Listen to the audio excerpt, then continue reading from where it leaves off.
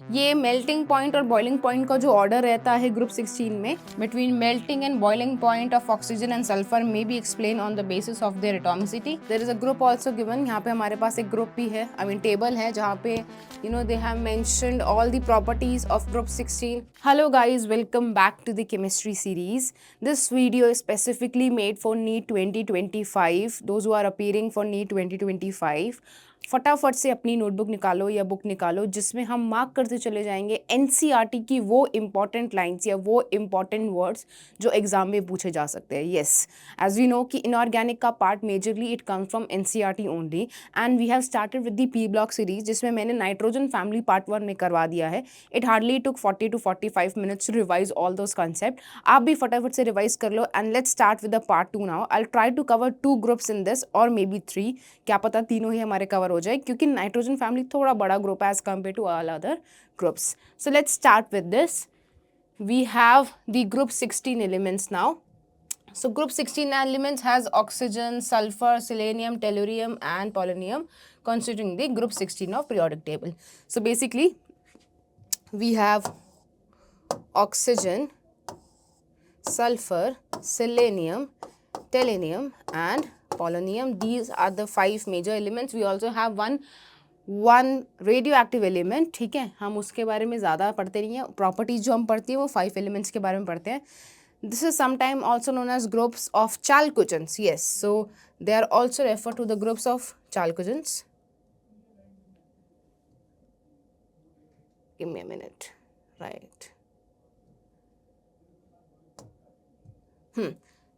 This is sometimes refers to as chalcogen. Chalcogens means they are used in making ores. Just like we have oxide ores, sulfides ores, selenites ores. The name is derived from the Greek word for brass and points to the association of sulfur and its congeners with copper. Most copper minerals contains either oxygen or sulfur, and frequently the other member of group. Oxygen is the most abundant of all the element. अगर हम बात करें तो oxygen most abundant element है present on the earth. It form 46.6% by mass of the earth crust. However, the abundance of sulfur in the Earth's crust is only 0.03%. Combined sulfur exists primarily as sulfates such as gypsum. Gypsum का formula मत भूलना, कभी कभी वो formula भी पूछ लेता है. Epsom salt MgSO4.7H2. Gypsum is CaSO4.2H2O. This is the water of crystallization. Epsom salt MgSO4.7H2O. Byrite इतना important नहीं है. Galena, yes, galena, zinc blend. These two are important. Traces of sulfur also occur as hydrogen sulfide in volcanoes. Organic materials such as egg, protein, garlic, onion, mustard, hair and wool contain sulfur. Yes. Again, a very useful information regarding the sulfur. It is present in eggs, proteins, wool, hair. Basically makes the protein-rich species. Selenium and tellurium are also found as metal selenites and tellurides in sulfide ore. Polonium occur in nature as a decay product of thorium. Yes, polonium occur in nature as a decay product of thorium and uranium material. The important atomic and physical property. Let's start with the important physical and chemical properties of group 16 elements. So as we know, the element of group 16 have 6 electron in their outermost shell, and the configuration is NS2 NP4. So configuration of oxygen family is NS2 NP4. 6 electron in valence shell. Right, due to increase. अब size का definitely size का जो role होता है ना, वो हर किसी group में सेम होता है कि डाउन द ग्रुप जाने में शेल्स इंक्रीज कर रहे हैं तो atomic size also increases. So due to increase in number of shells, atomic and ionic radii increases from top to bottom of the group. The size of the oxygen atom is how exceptionally small. Again it's a group 2 element, sorry it's a second period element. Second period elements जो होते हैं P block के specifically अगर बात करें तो they have some anomalous properties. Right, they have some anomalous properties. Ionization enthalpy decreases down the group. Ionization enthalpy क्या करती है, डिक्रीज करती है। क्यों, नंबर ऑफ शेल्स बढ़ेंगे, इलेक्ट्रॉन न्यूक्लियस से दूर होता चला जाएगा, जितना दूर होता चला जाएगा उतनी कम एनर्जी देनी पड़ेगी उस इलेक्ट्रॉन को निकालने के लिए, तो जिसकी वजह से हमारी ionisation enthalpy decreases. It is due to increase in size. However, the element of group have lower ionization enthalpy as compared to group 15. The elements of this group have lower ionization enthalpy compared to group 15. Again, the reason is very similar. क्योंकि group 15 elements क्या है, they have half filled configuration, they are stable, they have stable form. So group 15 elements की ionization energy group 16 से कम होती है. Reason क्या है, half filled configuration. It's half filled configuration. Okay. This is due to the fact that group 15 elements have extra stable half filled p orbital. उन्होंने reason भी यहाँ पे दिया है. This is due to the fact that group 15 elements have extra stable half filled p orbital electronic configuration. Now if we talk about electron gain enthalpy.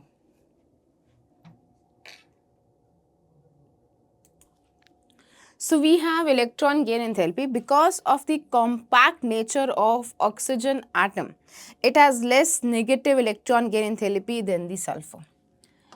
Because of the compact nature of oxygen, it has less electron gain enthalpy than sulfur. एक ना order भी जो हम लिखते हैं अगर electron gain enthalpy का, उसमें हम लिखते भी है कि सल्फर की electron gain enthalpy, then selenium, then tellurium and then oxygen. ये थोड़ा एक्सेप्शन बिहेवियर भी आता है in case of group 16 for electron gain enthalpy. However, from the sulfur onwards, the value of again become less negative up to polonium. Polonium भी हम introduce कर सकते हैं. यहाँ पे हमारा we also have polonium. Okay.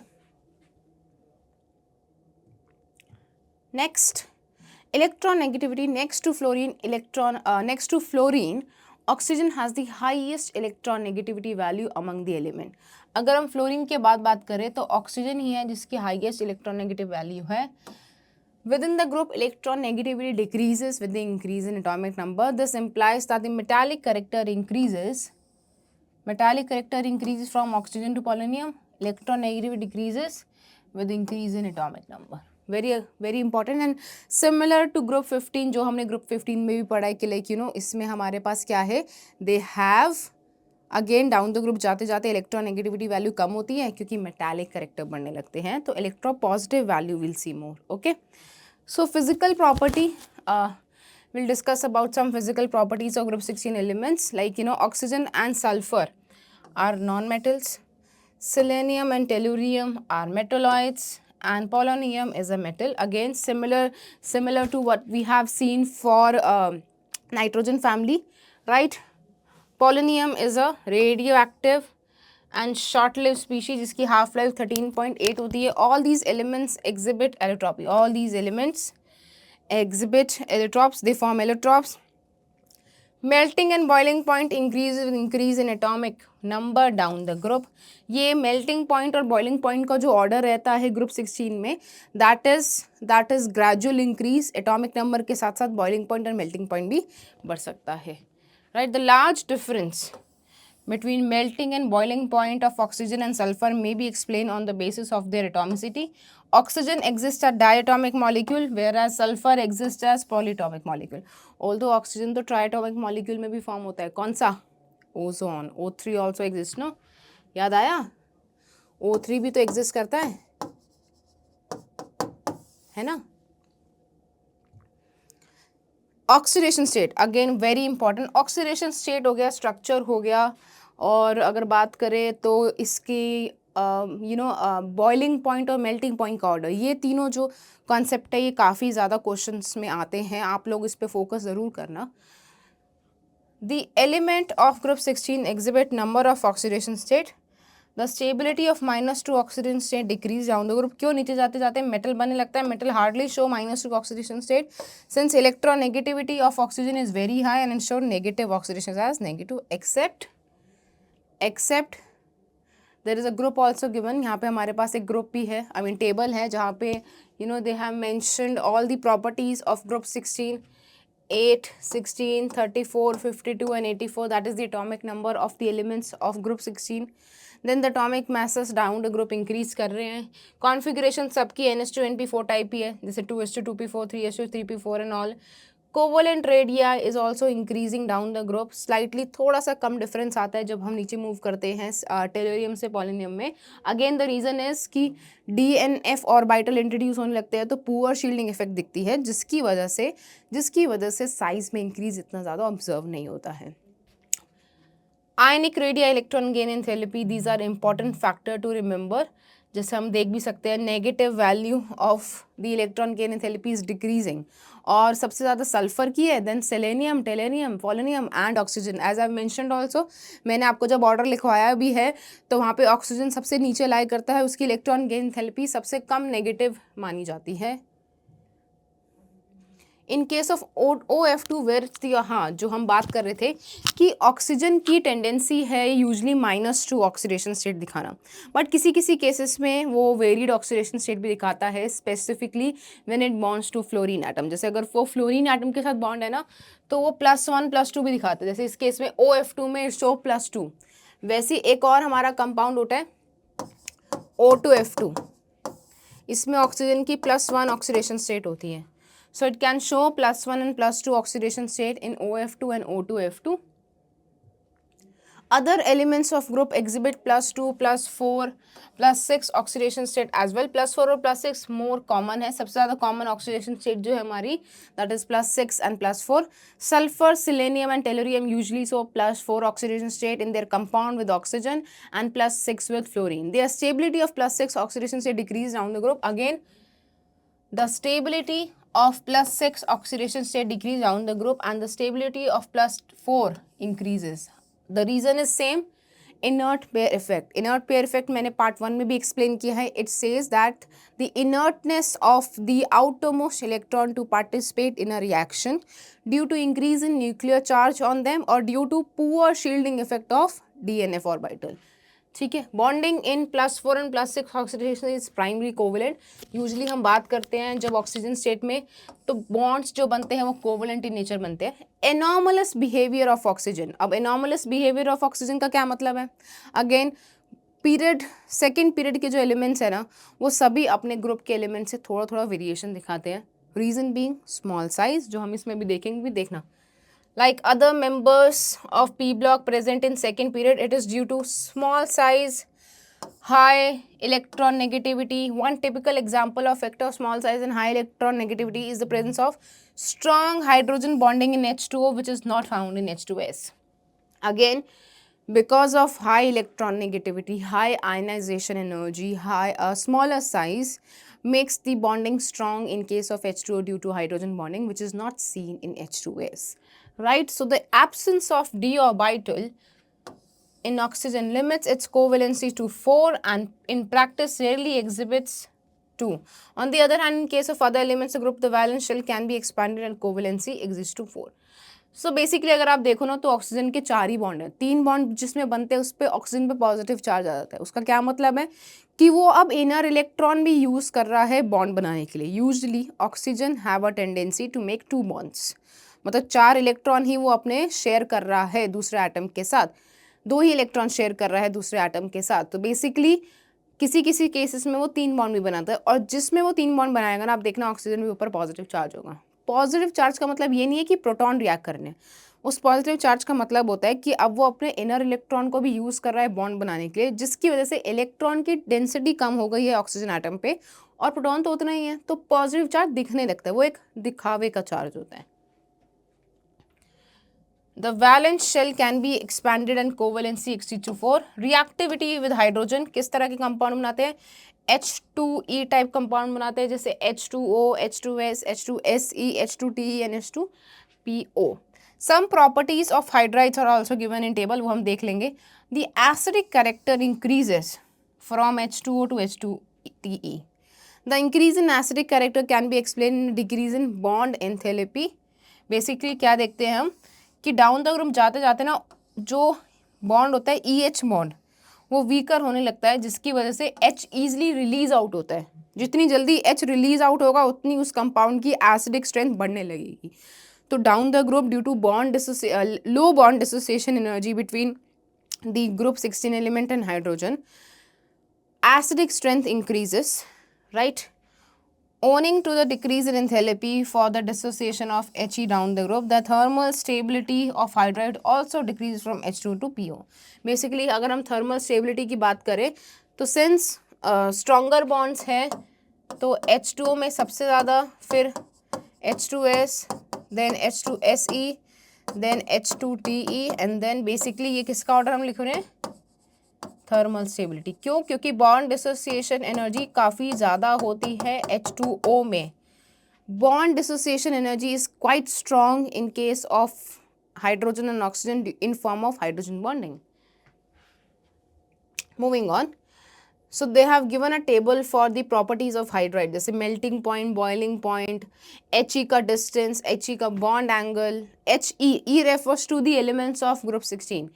तो जैसे H2O 273 डाउन द ग्रुप जाते जाते थोड़ा वेरिएशन दिख रहा है, एक पैटर्न नहीं है। अगर हम इसका पैटर्न बनाए तो वी हैव सबसे ज़्यादा H2O, sorry give me a minute, if will make the pattern we have H2O सबसे ज़्यादा, फिर हमारे पास है H2TE, ये मैं बात कर रही हूँ मेल्टिंग पॉइंट, क्योंकि मेल्टिंग पॉइंट डिपेंड करता है कि कैसे एटम अरेंज है किसी क्रिस्टल लैटिस में, या उनका स्ट्रक्चर कैसा है प्रेजेंट। ठीक है, H2O, H2TE, then we have H2SE and then we have our last H2S। तो ये ऑर्डर रहता है अपना मेल्टिंग पॉइंट के लिए। बॉइलिंग पॉइंट के लिए अगर देखें तो डाउन द ग्रुप जाते जाते वो भी थोड़ा वेरिएशन अलग ही दिखा रहा है। तो बॉइलिंग पॉइंट का ऑर्डर भी थोड़ा सा स्लाइटली अलग होता है, जैसे कि अगर है सबसे पहले H2O का ही बॉइलिंग पॉइंट जाता है। अब इसमें तो रीजन क्या है? Stronger hydrogen bonding. H2O, then we have H2TE, then we have H2SE and then we have H2S, right? This is the boiling point order, you may note it down. बाकी distance वगैरह इतना important नहीं है, हमारा boiling point और melting point का order वो पूछ सकता है। Reactivity with oxygen. So all these elements form oxides of EO2 and EO3, basically O2, O3 type, SO2, SeO2. Ozone and sulfur dioxide are gases, while selenium dioxide is solid. जैसे उन्होंने ozone और sulphur dioxide के बारे में बोला है, they are gases, and selenium dioxide is solid nature. Reducing property of dioxide decrease from SO2 to TE2. Basically down the group जाते जाते रिड्यूसिंग कैरेक्टर कम होने लगते हैं। सो SO2 is reducing while TiO2 is oxidizing agent. Okay, sulfur, selenium not so important. Reactivity towards halogen, ये एक बार देख लेते हैं। Elements of group 16 form large number of halides. किस तरह के फॉर्म करते हैं? जैसे OF, जैसे SF6, ये हमारा SF6 है। SF4 भी एग्जिस्ट करता है। OF2 where E is the element of group and X is halogen. The stability of halides, अगर हम सबसे स्टेबल halides देखें तो वो आयोडीन वाले ज़्यादा होते हैं, फ्लोरीन वाले कम। Among hexa halides, hexa fluorides are the only stable halides. Hexa halides में अगर हम बात करें तो सिर्फ हेक्सा फ्लोराइड्स ही है जो स्टेबल, जैसे SF6। All hexa fluorides are gases in nature, they have octahedral structure. ये मत भूलना कभी भी, अगर हम SF6 की बात करें, they have exceptionally stable for steric reason, they have octahedral geometry. Sulphur hexafluoride की बात कर रहे हैं, सल्फर हेक्साफ्लोराइड। सल्फर हेक्साफ्लोराइड काफ़ी ज़्यादा स्टेबल भी होता है, उसका स्ट्रक्चर ऑक्टाहेड्रल इन नेचर होता है, नोट डाउन रखना। सिर्फ वो ही SF6 के फॉर्म में एग्जिस्ट करता है और कोई हालोजन SF मतलब हेक्सा हेलाइड्स का फॉर्मेशन नहीं कर पाते हैं। मूविंग ऑन, एक बार समझते हैं। Among the tetrafluorides SF4 is gaseous in nature, SeF4 is liquid, TeF4 is solid. It's rarely been asked कि उसका हम गैसेस या सॉलिड या नेचर बात करें, हाँ, बट ये ज़रूर पूछेगा कि जो फ्लोराइड्स है this is sp3 hybridization and thus have trigonal bipyramidal structure. So specifically अगर हम बात करें तो SF4, SF6 इनके बारे में इंफॉर्मेशन आ सकती है। SeF4 के बारे में इंफॉर्मेशन आ सकती है कि उनका क्या ज्योमेट्री है या क्या हाइब्रिडाइजेशन है. In which one of the following equatorial position is occupied by lone pair of electron, this geometry is also regardless as seesaw geometry. जैसे अगर हम SF4 का अगर हम डायग्राम में देखो एक इजी ट्रिक बताती हूँ. देखो सल्फर है, कैसे स्ट्रक्चर बनाते हैं. सल्फर के ऊपर कितने वैलेंस इलेक्ट्रॉन? 6. 1 2 3 4 5 6. SF4 की बात कर रही हूँ मैं. स्टेरिक नंबर का इंफॉर्मेशन होना चाहिए इसको करने के लिए. F F F और F, 4 bond pair, 1 lone pair, तो स्टेरिक नंबर कितना हो गया अपने पास? 5 हो गया. मतलब ज्योमेट्री क्या बनेगी? TB भी बनेगी. याद रखना फ्लोरीन की टेंडेंसी है एक्सियल बॉन्ड ऑक्यूपाई करना, क्योंकि they are called as apicophiles. Apicophiles means which can occupy the axial position. So fluorine यहाँ पे फ्लोरीन, यहाँ पे फ्लोरीन, और ये रहा हमारा एक lone pair. TBP triangular bipyramidal geometry और सीसॉ शेप है इसकी, राइट. चलिए moving on. All elements except oxygen form dichlorides and dibromides. Oxygen के अलावा सभी डाइक्लोराइड्स एंड डाइब्रोमाइड्स बनाते हैं. These dihalides are form by sp3 hybridization. They have tetrahedral structure. अगर sp3 हाइब्रिडाइजेशन और केमिकल मतलब तक बात कर रहे हैं तो टेट्राहेड्रल ज्योमेट्री बात करता है. Square planar geometry is more used in coordinate chemistry. Sorry, सर्दी हो गई है. The well-known monohalides are dimeric in nature. Example S2F2, S2Cl2, ये सब not important. सिर्फ कभी देख लिया तो पढ़ लिया, otherwise इतना ज़्यादा ज़रूरी नहीं है. Moving on, we have the dioxygen. O2 की बात करते हैं. So the best method to prepare dioxygen is KClO3 के method से, which give us KCl plus O2. So dioxygen can be obtained in lab by the following ways: by heating oxygen containing salts such as chlorates, nitrates and permanganates. First equation important है, second third नहीं पढ़ना है. Third equation, अगर fourth equation बात करें कि hydrogen peroxide is readily decompose into water and oxygen by catalyst such as finely divided metal and manganese oxide. ये एक बार के लिए इसके जो कैटलिस्ट मेंशन है आप वो देख सकते हैं, वो इंपॉर्टेंट है. अदरवाइज H2 वाली रिएक्शन बहुत ही कॉमन है कि H2O2 अपने पास, वाओ, H2O2 जब डिकम्पोज करेगा तो H2O प्लस O2 का ही फॉर्मेशन करेगा. इसका कैटलिस्ट याद कर लेना, जो हमारा मैंगनीज डाइऑक्साइड है ना, वो शायद कभी पूछ ले. अदरवाइज इसकी रिएक्शन भी इतनी ज़्यादा कुछ डिफ़िकल्ट नहीं है. So on large scale it can be prepared from water और air. Electrolysis of water leads to the release of hydrogen at the cathode and oxygen at the anode. जब भी इलेक्ट्रोलिसिस प्रोसेस होगा जिसमें water होगा ना, उसमें H2 gas हमेशा कहाँ पे रिलीज होगी? कैथोड पे, and oxygen will be release at anode. Industrially dioxygen is obtain from air by first removing carbon and dioxide. Again not so important, इस पे भी हम आगे बढ़ते हैं. Let's move head. सो मेरी कौन कौन सी रिएक्शन आप लोगों को इंपॉर्टेंट लगी? एक तो ये इंपॉर्टेंट है, एक अपनी ये इंपॉर्टेंट है. ये दो रिएक्शन इंपॉर्टेंट है, इस पे ध्यान से पढ़ना. Moving on, dioxygen, it is a colorless, odorless gas. Solubility in water.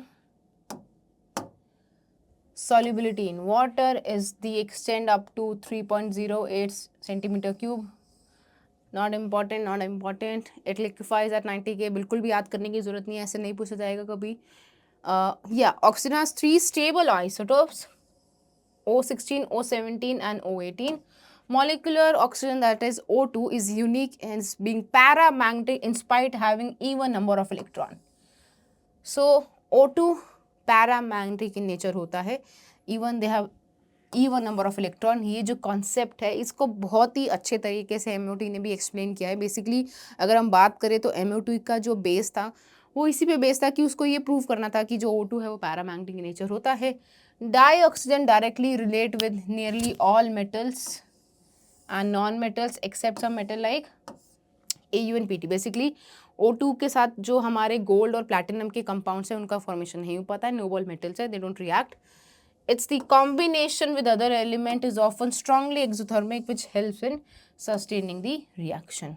Okay, some of the reaction of dioxygen in metal, non metals and other compounds are given below. बहुत simple है, calcium oxide, aluminium trioxide, phosphorus pentaoxide, या इसको हम क्या बोलते हैं, हाँ penta, basically this is a dimer, so phosphorus pentaoxide का डाइमर ही होता है। Carbon dioxide, sulphur dioxide, again CO2। ये रिएक्शन आई थिंक ऐसा नहीं है कि आप लोगों ने इसके बारे में पढ़ा नहीं होगा, काफ़ी जगह आपने देखा भी होगा। Calcium oxide Al2O3 P4O10 P2O5 होता है, उसको हम P4O10 के फॉर्म में भी लिख सकते हैं। Again some compounds are catalytically oxide, catalytically मतलब जिसमें कैटलिस्ट की रिक्वायरमेंट हो तभी वो ऑक्साइड फॉर्मेशन करते हैं, जैसे SO3 हो गया हमारा H2O का फॉर्मेशन। ये वाला पार्ट इतना ज़रूरी नहीं है। यूजेस आप लोग पढ़ लोगे, है ना।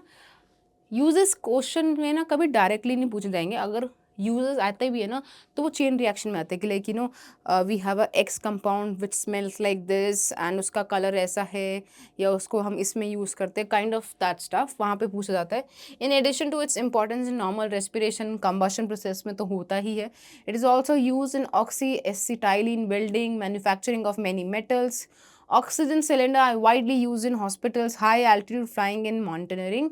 The combustion of fuels, hydrogen in liquid oxygen provides tremendous thrust in the rockets. Very common uses which we see for the O2. Simple oxides की बात करते हैं। A binary compound of oxygen with another element is called as oxide. SO2, CO2. As already stated, oxygen react with most of the element in periodic table to form oxide. In many cases, one element form two or more oxide. The oxide vary widely in the nature and property. जैसे अगर हम बात कर रहे हैं, oxide can be simple in the form of MgO, Al2O3.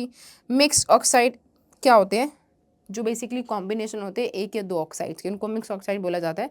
Simple oxide can be classified on the basis of acidic, basic और amphoteric. An oxide that combines with water to give an acid is termed as acidic oxide. याद रखना, ये मत भूलना, 2 बार question आ चुका है इस पे कि which of the following is an amphoteric oxide. 4 option देता है, एक ऑप्शन सही होता है। तो ये एसिडिक भी पूछ सकता है, बेसिक भी पूछ सकता है, या फिर न्यूट्रल ऑक्साइड भी पूछ सकता है। सो एसिडिक ऑक्साइड कौन से हो गए, हमारे नॉन मेटल वाले हो गए। देख लो, सल्फर, क्लोरीन, कार्बन, नाइट्रोजन, जितने भी हमारे नॉन मेटल ऑक्साइड्स होते हैं they're acidic in nature. SO2, Cl2O7, CO2, N2O5। For example SO2 combines with water to give H2SO3। वो प्रूफ भी है, दिस इज अ प्रूफ कि क्यों हमने SO2 को एसिडिक ऑक्साइड माना, क्योंकि पानी में जाके वो हमें किस तरह का कंपाउंड दे रहा है, एसिड दे रहा है, H2SO3, right. As general rule, only non-metal oxides are acidic, but oxides of some metal in high oxidation state also have acidic character. जैसे कि यूजली हम तो यही बोलते हैं ना कि नॉन मेटल ही हमारे एसिडिक ऑक्साइड फॉर्म करते हैं, या मेटल जो है वो हमारे बेसिक ऑक्साइड्स का फॉर्मेशन करते हैं। बट जो एलिमेंट्स अपनी हाई ऑक्सीडेशन स्टेट में प्रेजेंट होते हैं, मेटल्स, वो भी एसिडिक इन नेचर पाए जाते हैं, जैसे कि Mn2O7, CrO3 and V2O5. The oxide which give base with water are known as basic oxide. Metals जितने भी ऑक्साइड बनाएंगे वो बेसिक के नेचर होंगे, जैसे CaO when it combines with water it forms CaOH whole twice. Metallic oxides are basic. Some metallic oxides exhibit dual behavior, मतलब वो क्या करते हैं, एसिडिक नेचर और बेसिक नेचर दोनों शो करते हैं। They show characteristic of both acidic as well as basic oxides. Such oxides are known as amphoteric in nature. Amphoteric oxides दो एसिडिक और बेसिक की दोनों प्रॉपर्टी दिखाए। They react with acid as well as alkalis. Al2O3 is the best example, जो react करता है acid के साथ भी और जो रिएक्ट करता है हमारे बेस के साथ भी। You can see the reaction. यहाँ पे Al2 बहुत जल्दी बोल के ना वर्ड्स ही अलग फ्लो हो रहे हैं। Al2O3 when react with HCl it form AlH2 also, basically complex का formation करता है। Again when it react with base it form a complex that is AlOH whole 6. So basically it's showing that Al2O3 is a amphoteric oxide. There are some oxides which are neither acidic nor basic. Such oxides are called as neutral oxide. इस पे question भी था, यही था वो neutral oxide वाला question था। कौन से होते हैं, CO, NO and N2O.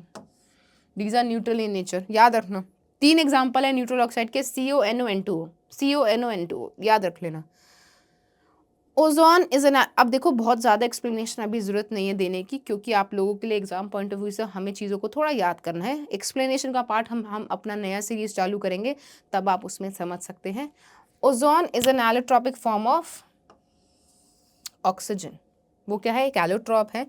It is too reactive to remain for the long in atmosphere at sea level. कुछ प्रॉपर्टी मेंशन है। This ozone layer protects the Earth's surface from excessive concentration of UV radiations. Okay, moving on. आगे बढ़ते हैं. When slow dry stream of oxygen pass through silent electric, basically O2 का formation है, O3 का formation है from O2. Formation of ozone from oxygen is an endothermic process. Formation of ozone from oxygen is an endothermic process. It is necessary to use a silent electrical discharge in its preparation to prevent its decomposition. If the concentration of ozone is greater than 10% are required, not important. Property pure ozone, हाँ ये colour बहुत ज़रूरी है, कभी कभी आता है. Ozone pale blue gas है, dark blue liquid and violet black solid है. Very very important line. It's a pale blue gas, dark blue liquid, violet colour solid. मेरे साथ याद करो फटाफट से. Pale blue gas, dark blue liquid, violet color solid. Okay, it has characteristic smell in small concentration and it is harmless. It is, if the concentration rises above 100 parts per million, breathing become uncomfortable resulting in headache and nausea. So, ozone is thermodynamically unstable. अगर हम ozone की बात करें, वो thermodynamically unstable है with respect to oxygen since it decomposes and liberates heat. मतलब जो हमारा ओजोन है वो क्या करता है, वो डिकम्पोज कर जाता है ऑक्सीजन में और काफ़ी ज़्यादा हीट रिलीज करता है. मतलब बेसिकली किस तरह का प्रोसेस है? ओ सॉरी, ये तो फॉर्मेशन ऑफ ओजोन है ना. दिस इज एक्सोथर्मिक प्रोसेस, जिसमें डेल्टा एच अपना नेगेटिव होता है और एंट्रोपी तो इंक्रीज ही करेगी क्योंकि हीट रिलीज हो रही है. These two effects reinforce each other. Delta G भी हमारा इसके लिए क्या हो जाता है कन्वर्जन के लिए, it become negative. It is not really surprising, therefore high concentration of ozone can be dangerous. तो इसमें हमारे पास क्या क्या इंपॉर्टेंट इन्फॉर्मेशन है? इसकी reaction from O2 endothermic process है, इसकी colour in gas liquid and solid, ये इंपॉर्टेंट पॉइंट्स हैं. इसकी high concentration explosive in nature होती है. Due to the ease with which it liberates atom of nascent oxygen, it act as a powerful oxidising agent. तो हम बोल सकते हैं कि जो O3 है ना, वो एक पावरफुल ऑक्सीडाइजिंग एजेंट है.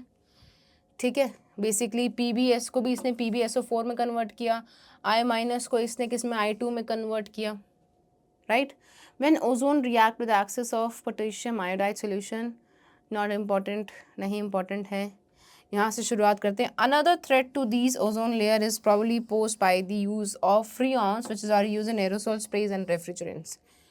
Again a very good use कि अगर हम ज़्यादा से ज़्यादा एरोसोल स्प्रेज और रेफ्रिजरेंट में फ्रीऑन्स का यूज़ करते चले जाएंगे, हमारी ओजोन लेयर और भी डिप्लीट करने लगेगी. द स्ट्रक्चर, दो स्ट्रक्चर होते हैं, इनको रेजोनेटिंग स्ट्रक्चर्स बोला जाता है. These are resonating structures of O3. The two oxygen bond length in ozone molecule are identical. Again, it is used as germicides, disinfectants for sterilizing water, used as a bleaching oil, ivory, flour, starch, and act as, ये point मत भूलना, oxidizing agent है, and it is used in the manufacturing of potassium permanganate. Moving on to next part, sulfur allotropes. So basically sulfur form numerous allotropes, जिसमें से हमारे पास दो important होते हैं, yellow rhombic alpha sulphur and monoclinic that is beta sulphur. So sulphur के दो important जो allotropes है, येलो रोम्बिक अल्फा सल्फर है एंड मोनोक्लिनिक बीटा सल्फर है, which form the most important sulfur. The stable form at room temperature is rhombic sulfur which transform to monoclinic. Basically there is a conversion from rhombic to monoclinic. Rhombic sulfur, again this allotrope is yellow in color, specific gravity की value है, rhombic sulfur crystal are form. ये सब property याद रखने की ज़रूरत नहीं है. It is insoluble in water but dissolved to some extent to benzene. That's it. Monoclinic sulphur, बस एक ये इन्फॉर्मेशन होना चाहिए कि हमारा दो सल्फर के एलोट्रॉप्स हैं, that is yellow colour rhombic sulphur and monoclinic beta sulphur. Rhombic से हम मोनोक्लिनिक बनाते हैं, रोम्बिक का कलर येलो है. Monoclinic sulphur also called as beta sulphur. It is soluble, जैसे वो ये भी soluble in CH2, वो भी soluble in CH2 है दो. The form of sulfur is present by melting rhombic sulfur in a dish and the cooling. इससे ज़्यादा इसमें important नहीं है, सिर्फ दो ही इसके याद रखो, rhombic sulfur and monoclinic. Yes, they have given the structure also, the rhombic sulfur and the structure of a S8 ring in rhombic sulfur and S6 form. Both rhombic and monoclinic sulfur have S8 molecule. These S8 molecule are packed to give different crystal structure. The S8 ring in both the form is puckered. हाँ, ये S8 की जो ring है ना, it is both in the form of puckered and has a crown shape. Several other modification of sulfur contains 620 sulfur atom per ring. Right? Again, not so important. S2 is dominant species and paramagnetic like O2. इसका एक बार structure ज़रूर याद रख लेना, जो ये वाला structure है basically both the S6 and the S8 form, ये दोनों स्ट्रक्चर इंपॉर्टेंट है, इतना ज़्यादा उसके एलोट्रॉप्स की इंफॉर्मेशन नहीं मांगता है. सल्फर डाइऑक्साइड सिंपल रिएक्शन याद रखनी है बस, इससे ज़्यादा और कुछ नहीं. सल्फर डाइऑक्साइड है तो नॉन मेटल का ऑक्साइड है तो किस नेचर में होगा, एसिडिक इन नेचर होगा, तभी ये क्या फॉर्म करेगा, हमारा H2SO4 का फॉर्मेशन करेगा. Okay, the gas after drying no importance. Sulfur dioxide is colorless gas with pungent smell and it is highly soluble in water.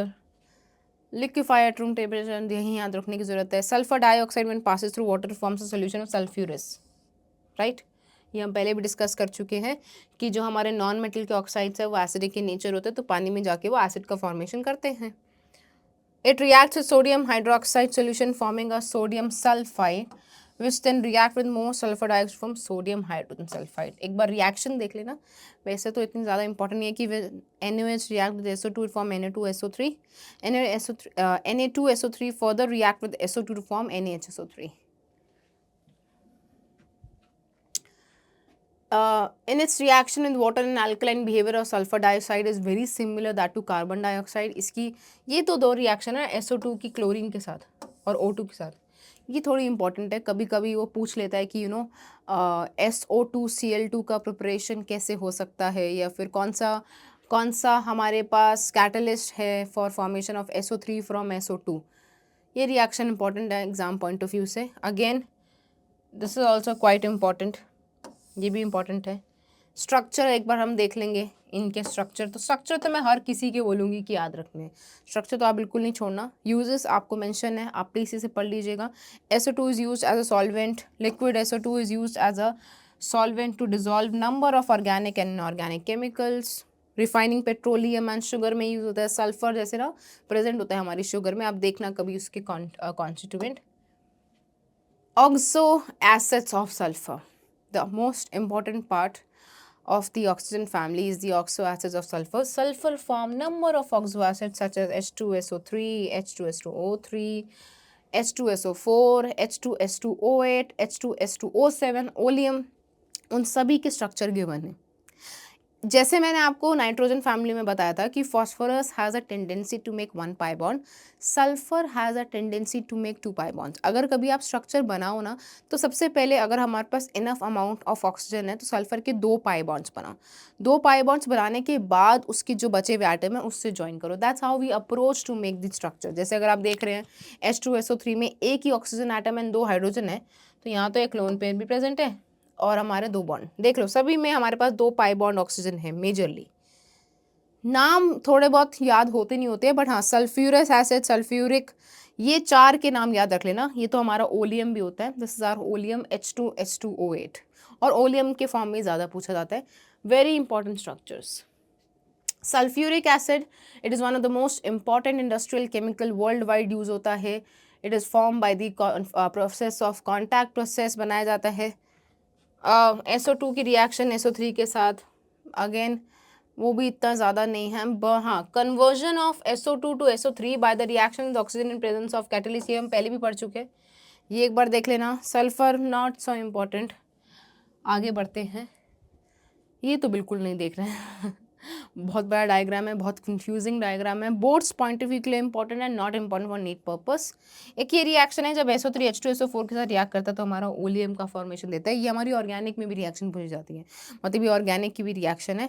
Sulphuric acid is obtained by contact process, that is 96 to 98% pure मिलती है हमें H2SO4 from our contact process. Okay, then some properties are mentioned. Sulfuric acid, it is colorless, dense, oily liquid, ठीक है। The concentrated acid must be added slowly into water with constant stirring. जब भी हम कुछ strong acid water में add करते हैं तो हम slightly side से add करते हैं so that reaction एकदम से ना हो। The chemical reaction of sulfuric acid are as a result of low volatility, strong acidic character, strong affinity with water, ability to act as oxidizing agent। ये सब इसकी प्रॉपर्टी काफ़ी ज़्यादा इंपॉर्टेंट है। इट्स अ स्ट्रॉन्ग एसिड तो उसकी के value भी बहुत ज़्यादा आती है। Great the value of dissociation constant, मतलब इसकी जो डिसोसिएशन कांस्टेंट है वो भी ज़्यादा बड़ी वैल्यू है, तभी एक अच्छा एसिड भी माना जाता है। दो तरह के एसिड्स होते हैं, we have normal sulphate such as sodium sulphate and copper sulphate, and acid sulphate like sodium hydrogen sulphate. Okay, sulfuric acid, because of its low volatility, can be used in manufacturing more volatile acids and their corresponding salts. Then there are some reactions given, like अगर हम sucrose की reaction करवाएं H2SO4 के साथ तो we'll be getting 12 carbon plus H2O, strong dehydrating agent, it is act as a strong dehydrating agent। अगर आप इसे ऑर्गेनिक में यूज़ भी करोगे तो water molecule also get eliminated. Sulphuric acid remove water from organic compound, वही जो मैं बोल रही हूँ। It is an evident by charring action on the carbohydrates. Right, we have almost completed our oxygen family. Now again I've said ना, ये बहुत छोटी फैमिली थी, मतलब ऑक्सीजन 17 तो और भी छोटा आएगा, 18 और भी छोटा है, तो हमारे टॉपिक और भी जल्दी जल्दी कवर हो जाएगा। I will cover group 17 in this lecture, फटाफट से करते हैं। Let's start with group 17 now. Group 17 में we have elements like fluorine, chlorine, bromine, iodine and astatine. These are the member of group 17. They are collectively known as halogens. Halogens means they have the ability to form salts. The halogen are highly reactive non-metallic elements, like group 1 and group 2 elements of group 17 show great similarity among themselves. Basically अगर हम बात करें तो जो group 1 and group 2 की properties है ना, काफ़ी मैच करती है ग्रुप 17 के एलिमेंट्स का, specifically group 1 and group 17। Basically group 1 को एक इलेक्ट्रॉन चाहिए स्टेबल होने के लिए, अगेन ग्रुप 17 को भी एक इलेक्ट्रॉन चाहिए नोबल गैस बनने के लिए। That much similarity is not found in the element of other groups of the periodic table. There is also a regular graduation in physical and chemical property. Astatine एक हमारा radio active element है। तो हमारे पास कौन कौन से major elements आ गए?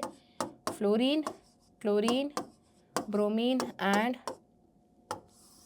Iodine. Okay, fluorine and chlorine are fairly abundant, while bromine and iodine are less so. Fluorine is present mainly as insoluble fluorides, like we have fluorosphere, cryolite, ये बहुत important formula है Na3AlF6 का, right? And the small quantity are present in soil. Yes, so sea water contains chloride, bromides and iodides. Again, the deposition of dried up seas contain these elements, sodium chloride and carnallite. Carnallite के example मत भूलना, ये example हमारा coordination chemistry में भी आता है, starting of that. Important atomic and physical properties पे start करते हैं. Let's move to the important atomic and physical property of group 17 elements. Atomic number 9, 17, 35, 53, 85 है. Atomic mass, as you can see, it is keep on increasing from top to bottom. क्यों? क्योंकि shell size बढ़ता है. Configuration, electronic configuration for group 17 is NS2NP5. So we have 7 electron. We have 7 electron in group 17, right? 2s2 2p5, 3s2 3p5, 4s2 4p5. Covalent radii हमें mention की गई है, वो भी क्या कर रही है? डाउन द ग्रुप इंक्रीज कर रही है। एसिटीन के बारे में हम ज़्यादा डिस्कशन करते नहीं है क्योंकि वो एक रेडियो एक्टिव एलिमेंट है। Electronegativity value keep on decreasing, और हमारा तो फ्लोरीन सबसे ज़्यादा इलेक्ट्रोनेगेटिव एलिमेंट है. Fluorine is the most electronegative element in periodic table. Fluorine is the most electronegative element in periodic table. Okay, most important point है ये. Melting point and boiling point का order आप देख सकते हैं 54, 172, 265, 386. It's keep on increasing. Again the density factor is there responsible for it. Boiling point भी हमारा gradually increase कर रहा है मॉलिक्यूलर मास के इंक्रीज होने की वजह से. Electronic configuration as we have already discuss NH2 NP5. Halogen have the smallest atomic radii in their respective periods due to maximum effective nuclear charge. अगर हम बात करें हैलोजेंस के तो ये सबसे कम रेडियाई प्रेजेंट होती है इनकी इन देयर रिस्पेक्टिव पीरियड, क्योंकि लेफ्ट टू राइट जाने में क्या ऑब्जर्व करते हैं, साइज डिक्रीज होता है ना. The atomic radii of fluorine, like the other elements of second period, extremely small. Fluorine again extremely small. Atomic and ionic radii increases from fluorine to iodine due to increase in atomic number, or we can say number of shells. Atomic and ionic radii increases from fluorine to iodine due to increase in number of quantum shell. They have little tendency to lose electron. मतलब बहुत ही कम tendency मानी जाती है इनकी electron lose करने की, but they have very high ionization enthalpy due to increase in atomic size. Halogen have maximum negative electron gain enthalpy. क्यों? क्योंकि एक इलेक्ट्रॉन आते ही इनकी कॉन्फ़िगरेशन किसकी जैसे हो जाएगी, नोबल गैस कॉन्फ़िगरेशन बन जाएगी. This is due to the fact that the atom of these elements, again वो रीजन बोलता है कि you only have one electron less than the stable noble gas configuration, तो electron gain enthalpy of element of group become less negative. The negative electron gain enthalpy of fluorine is that less of chlorine. मतलब अगर हम बात करें again इसमें भी थोड़ा सा ना एक चेंज आता है. जैसे अगर आपने यहाँ पे भी देखा हो, सबसे ज़्यादा स्ट्रॉन्ग वैल्यू किसकी है अपने पास, क्लोरीन की, then fluorine, then bromine, then iodine. So first we have chlorine, then fluorine, then bromine, then iodine. अब इसका रीज़न क्या है, क्योंकि fluorine again it has small size, तो इसमें जब इलेक्ट्रॉन ऐड किया जाएगा तो उसकी वजह से काफ़ी ज़्यादा रिपल्शन फेस करता है वो एलिमेंट, जिसकी वजह से उसकी इलेक्ट्रॉन गेन एंथैल्पी क्लोरीन के कंपेयर में कम हो जाती है.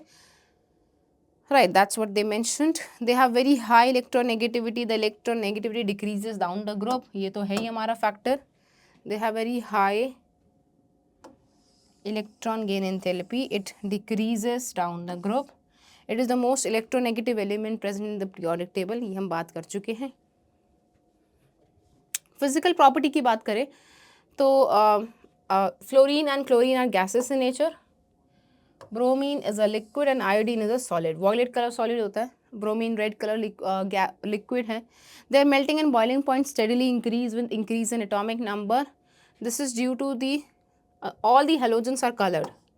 जितने भी हमारे पास हेलोजेंस है ना सबका कलर नेचर है. This is due to the absorption of radiation in visible region, excitation of outer electron to higher region level. Basically जब भी कोई कंपाउंड या जब भी कोई एलिमेंट कलर इम्पार्ट करता है ना, उसकी कलर इम्पार्ट करने की वजह से रीज़न होता है एक्साइटेशन ऑफ इलेक्ट्रॉन. मतलब उसने किसी पर्टिकुलर एनर्जी एब्जॉर्ब की है जो रिफ्लेक्ट करती है by the excitation of electron. So F2 has yellow colour, Cl2 is greenish yellow, Br2 is red and I2 is violet in colour.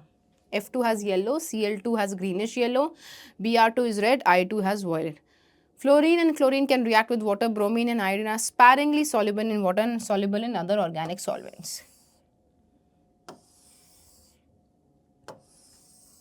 Carbon disulfide and hydrogen to give colored compounds. काफ़ी अच्छे colored compounds का formation भी ये लोग करते हैं.